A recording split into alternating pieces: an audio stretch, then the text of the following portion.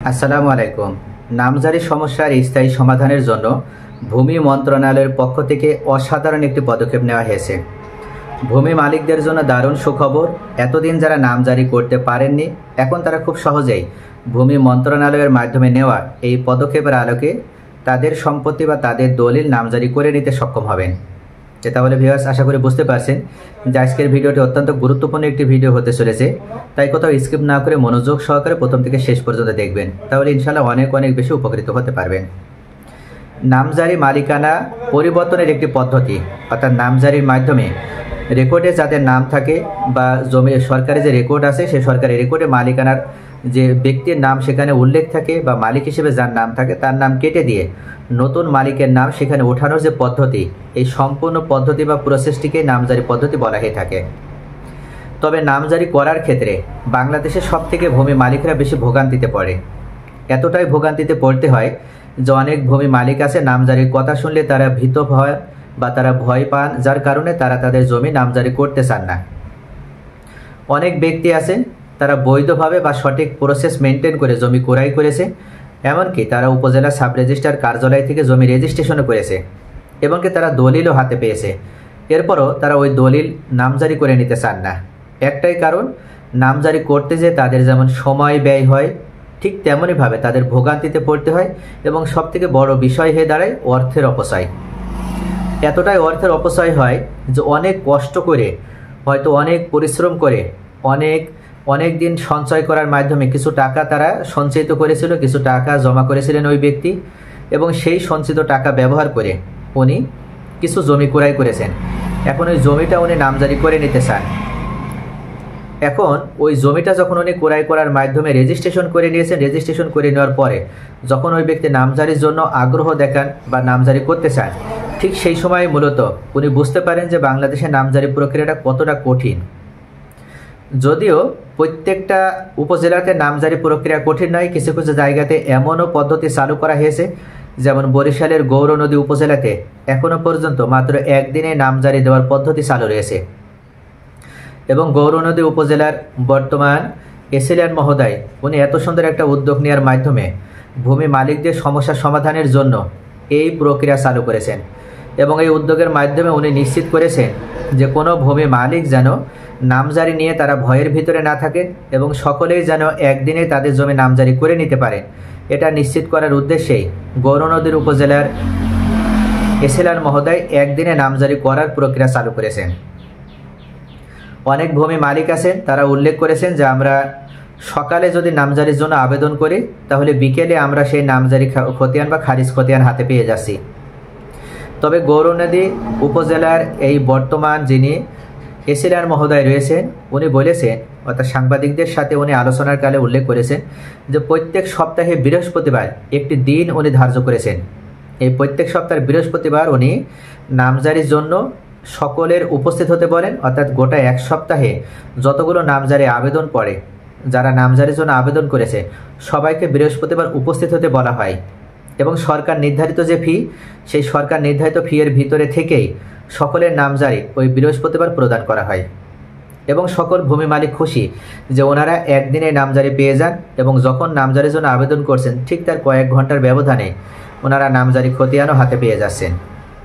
তো এভাবে কিন্তু বাংলাদেশের প্রত্যেকটা উপজেলাতে এ ধরনের সিস্টেমে এখনও নামজারি ব্যবস্থা চালু হয়নি। এখনও যে সরকারের সেই নির্দিষ্ট যে সময়, অর্থাৎ 30 থেকে 45 যে কর্মদিবস, কোথাও 28 কর্মদিবস, বিভিন্নভাবে চার্টে উল্লেখ করে দেওয়া হয় যে কর্মদিবসের ভিতরে আপনি নামজারি পাবেন। তবে এটাই কিন্তু মেন হয়রানি নয়। গৌরনদী উপজেলার এই এসিলিয়ান মহোদয় উনি ঠিক সরকার নির্ধারিত ফি এর 1 টাকা বেশিও উনি গ্রহণ করেন না, আবার 1 টাকা কমও নেন না। উনি যেটা সরকার নির্ধারিত ফি, সেই সরকার নির্ধারিত ফি ভিতরে থেকে নামজারি করে দেন। কিন্তু অন্যান্য উপজেলাগুলোতে দেখা যায় যে অনেক এসিলিয়ান মহোদয় আছে ওনারা সরাসরি ভূমি মালিকদের সাথে যোগাযোগ করার সুযোগও পান না। মাঝখানে কোনো একজন দালাল চক্র বা প্রতারক চক্র ভূমি মালিকদেরকে ব্যবহার করে ওনাদের কাছে নামজারির জন্য ওই দলিল বা ডকুমেন্টসগুলো জমা দেওয়ার জন্য বলেন এবং ওনারা উল্লেখ করেন যে আপনি যদি আপনার জমি সহজে নামজারি করে নিতে চান, হয়রানি ছাড়া যদি নামজারি করে নিতে চান, তাহলে আমাদের কাছে আপনার ডকুমেন্টসগুলো জমা দেন, আমি আপনার নামজারি করে দেওয়ার ব্যবস্থা করছি। আর যদি আপনি আমাদের সাথে বা আমাদের সাথে যোগাযোগ করা ছাড়া যদি নিজ উদ্যোগে নামজারি করার জন্য প্রসেস গ্রহণ করেন, সেক্ষেত্রে আপনাকে মাসের পর মাস, এমনও হতে পারে যে বছরের পর বছর নামজারির জন্য ঘুরতে হবে। এরপরও আপনার হয়তো সঠিক সময়ের ভিতরে নামজারি পাবেন না। শুধু তাই নয়, আপনি সঠিক যে সরকার নির্ধারিত খরচ, সেই খরচের ভিতরে বা আমরা যে খরচের কথা বলছি, এই খরচের মধ্যেও আপনি নামজারি পাবেন না। এই কারণেই মূলত অনেক ব্যক্তি আছে, তারা বাধ্য হয়েই সরকার নির্ধারিত যে ফি, তার থেকেও যখন বেশি টাকা তাদের কাছে আস্ক করা হয় বা ডিমান্ড করা হয়, তখন কিন্তু তারা সেই বেশি টাকা দিয়ে হলেও ওই ধরনের প্রতারক চক্রের মাধ্যমে নামজারির জন্য উদ্যোগ গ্রহণ করে। আর এখানেই সবথেকে বড় সমস্যা। আর এটার কারণেই মূলত অনেক ভূমি মালিক আছে, তারা নামজারি করতে চায় না। তারা মনে করে যে দলিল হয়ে গেছে, এভাবেই রেখে দেবো, পরবর্তীতে যখন রেকর্ড আসবে তখন দলিল দেখানোর মাধ্যমে জমি রেকর্ড করে নেব। কিন্তু বিডিএস রেকর্ডে নামজারি ছাড়া তো জমি রেকর্ডও হবে না। অনেক বড় একটা সমস্যা। বর্তমান অন্তর্বর্তীকালীন সরকারও জানে যে এই সমস্যার কারণেই বাংলাদেশ ব্যাপক আকারে রাজস্ব থেকে বঞ্চিত হচ্ছে। নামজারি না হলে তো ওই জমির খাজনাও আদায় হচ্ছে না, খাজনাও তো অনাদায় থাকছে। ভূমি মালিকরা যেন সহজে নামজারি করে নিতে পারেন এবং সহজে যেন খাজনা প্রদান করতে পারেন, এটার জন্যই সরকারের পক্ষ থেকে এই উদ্যোগ নেওয়া হয়েছে। এবং এই উদ্যোগের মাধ্যমে এখন সরকার এটা নির্দিষ্ট করে দিয়েছে যে কোনো ব্যক্তি যদি নামজারি করার জন্য উদ্যোগ গ্রহণ করেন, তাহলে ওনাকে কোনোভাবে কোনো এসিল্যান্ড অফিসে যাওয়া লাগবে না, ওনাকে কোনো ভূমি অফিসে যাওয়া লাগবে না, এমনকি কোনো নায়েব বা তহসিলদারের সাথে ওনার যোগাযোগ করার প্রয়োজন হবে না। উনি বাংলাদেশে যে প্রান্তে অবস্থান করেন না কেন, জাস্ট কোনো একটা কম্পিউটারের দোকানে উনি উপস্থিত হবেন এবং কম্পিউটারের দোকানে উপস্থিত হওয়ার মাধ্যমে উনি নামজারির জন্য আবেদন করবেন। অনলাইনে উনি নামজারির জন্য আবেদন করতে পারবেন। অনলাইনে নামজারির জন্য আবেদন করার পর উনি যখন নামজারি আবেদন সম্পন্ন করবেন, এরপর পরে ওনাকে একটা নির্দিষ্ট সময়, অর্থাৎ নামজারি আবেদন বা নামজারি কার্যক্রম চলমান অবস্থায় নির্দিষ্ট সময়ে ওনার মোবাইল নাম্বারে মেসেজ পাঠানো হবে এবং সেই মেসেজ পাওয়ার পর উনি সশরীরে ওনার মালিকানা সমস্ত ডকুমেন্টসগুলো নিয়ে এসিল্যান্ড অফিসে ওনাকে উপস্থিত হতে হবে, অর্থাৎ শুনানির জন্য ওনাকে যেতে হবে। ওনার শুনানি হয়ে গেলে তারপর পরে ওনার হাতে নামজারি খতিয়ান বা প্রস্তাবিত খতিয়ান এসিল্যান্ড মহোদয় ধরিয়ে দেবেন। এবং এক্ষেত্রে কোনো ধরনের দুর্নীতি করার সুযোগ এসিল্যান্ড নিজেও পাবে না, কোনো মধ্যবর্তী কোনো স্বত্বভোগী বা কোনো ধরনের প্রতারক চক্র বা কোনো ধরনের ব্রোকার, তারাও এই ধরনের কোনো সুযোগ পাবে না।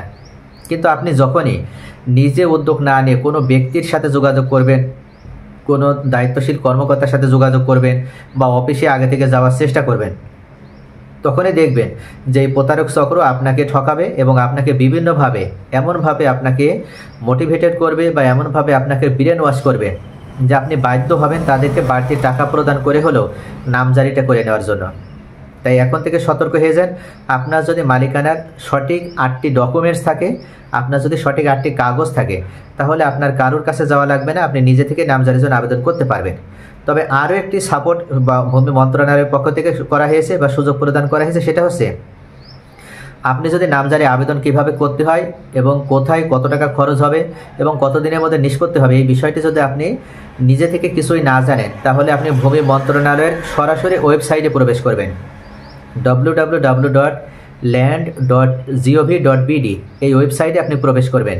এই ওয়েবসাইটে প্রবেশ করার মাধ্যমে আপনি খুব সহজেই কিভাবে নামজারি করতে হবে, কিভাবে নামজারি সম্পন্ন করতে হবে, সার্বিক তথ্য পাবেন। আর আপনি যদি নামজারি করার ক্ষেত্রে যদি এসিল্যান্ড বা অন্য কোনো কর্মকর্তা থেকে যদি আপনি কোনো ধরনের প্রতারিত হওয়ার আশঙ্কা বোধ করেন, তৎক্ষণাৎ ভূমি মন্ত্রণালয়ের একটি কল সেন্টার চালু করেছে। আপনি কল সেন্টারে কল করার মাধ্যমে সেই ভূমি কর্মকর্তা যিনি সহকারী কমিশনার ভূমি অর্থাৎ এসিল্যান্ড বা কোনো নায়েব বা তহসিলদার, যে ব্যক্তি হোক না কেন, যিনি আপনাকে ভিকটিম বানিয়ে বাড়তি টাকা উপার্জনের চেষ্টা করবে বা আপনার থেকে বাড়তি টাকা নেওয়ার চেষ্টা করবে, আপনি তার বিরুদ্ধে কমপ্লেন জানাতে পারবেন। মনে রাখবেন 16122 ভূমি মন্ত্রণালয়ের এই কল সেন্টারে কল করার মাধ্যমে আপনি নামজারির জন্য সার্বিক তথ্য যেমন পাবেন, ঠিক তেমনই কোনো ব্যক্তি যদি আপনাকে হয়রানিতে ফেলানোর চেষ্টা করে, তার বিরুদ্ধে আপনি পদক্ষেপ বা অভিযোগ দায়ের করতে পারবেন। তাহলে ভূমি মন্ত্রণালয়ের এই যে এত সুন্দর একটা সুযোগ প্রদান করেছে এবং এত সুন্দর একটা পদ্ধতি তৈরি করে দিয়েছে সকল ভূমি মালিকদের জন্য, এটার কারণে এখন থেকে আপনারা চাইলে খুব সহজেই নিজেরা নিজেদের জমি নামজারি করে নিতে পারবেন এবং নিজ উদ্যোগেই নামজারি করে নিতে পারবেন। আপনাদের নামজারির জন্য অন্য কারো সহায়তা বা সাহায্যের প্রয়োজন হবে না।